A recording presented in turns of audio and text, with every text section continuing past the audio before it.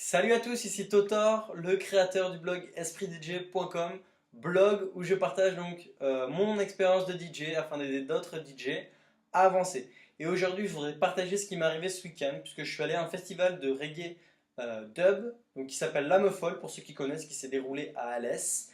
Et c'était vraiment génial, puisque j'ai pris l'une des plus grosses claques musicales de ma vie. En fait, il faut que je vous raconte, c'est qu'il y a quelques mois, ma copine me propose d'aller à un festival reggae dub. Alors elle-même, elle a un peu hésité à me proposer, puisque moi et le reggae, c'est pas du tout mon style, c'est pas du tout ce que j'écoute, et j'aime pas vraiment ça.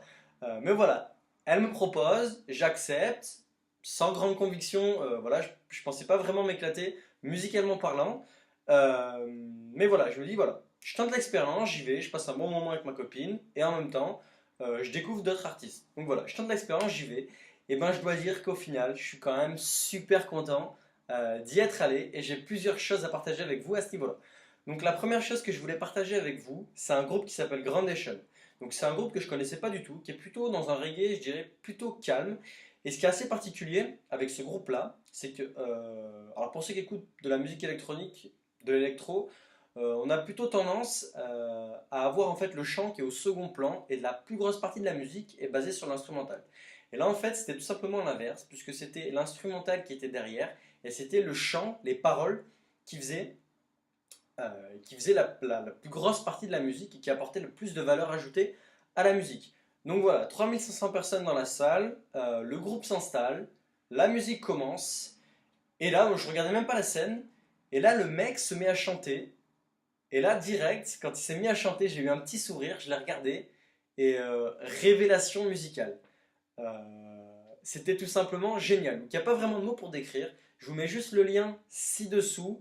Vraiment écoutez quelques musiques. Prêtez pas attention à l'instrumental, mais juste écoutez au niveau de la voix. Vous allez voir, euh, c'est vraiment magique. Il n'y a pas de mots. Voilà, donc ça c'était la première chose que je voulais partager avec vous. La deuxième chose que je voulais partager avec vous, c'est un autre artiste qui s'appelle Wedding Dub.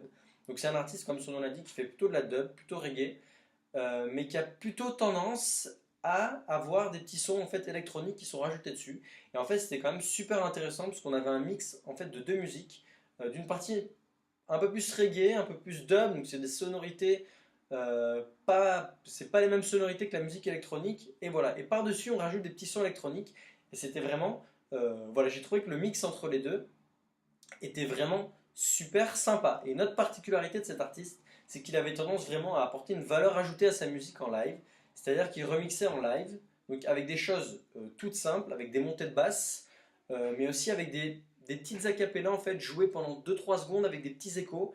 Et voilà, il a vraiment une faculté aussi à parler par moment au micro, et vraiment une faculté à ajouter vraiment une valeur ajoutée à sa musique. Et ça, c'était vraiment super plaisant d'avoir quelqu'un qui arrive sur scène, qui fait pas que passer ses musiques, mais qui va justement essayer de mixer, hein, c'est un peu notre rôle, hein, j'ai envie de dire, de mixer en fait des petites parties de musique entre elles pour créer en fait quelque chose de nouveau.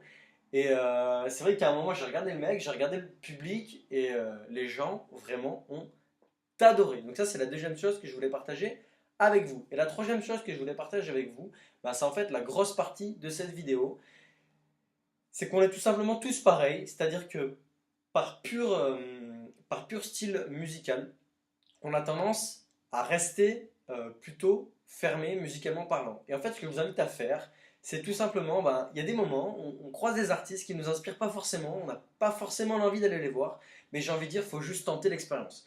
Comme je l'ai fait ce week-end, j'étais pas vraiment motivé pour y aller, et au final, je suis vraiment super content.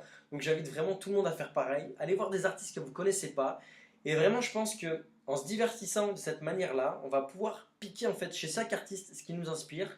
Et c'est ce qui au final, en utilisant tous ces petits morceaux qui nous inspirent, c'est ce qui va vraiment créer notre identité musicale. Et je pense que ça, c'est une grosse partie du socle de DJ qui va faire la différence entre un DJ bah, qui est plutôt, j'ai envie de dire mauvais, c'est-à-dire qui n'a pas beaucoup d'expérience, etc., d'un DJ qui va se nourrir des autres et qui va vraiment apporter quelque chose de nouveau. Donc moi, dans l'exemple de Grandation, je vais tout simplement trouver vraiment une musique bah, qui me fait vibrer, une musique qui est passée ce week-end par exemple, récupérer juste la cappella et mettre cette acapella sur mes sons de musique électronique. Voilà, je vais voir ce que je peux faire un peu de ce week-end.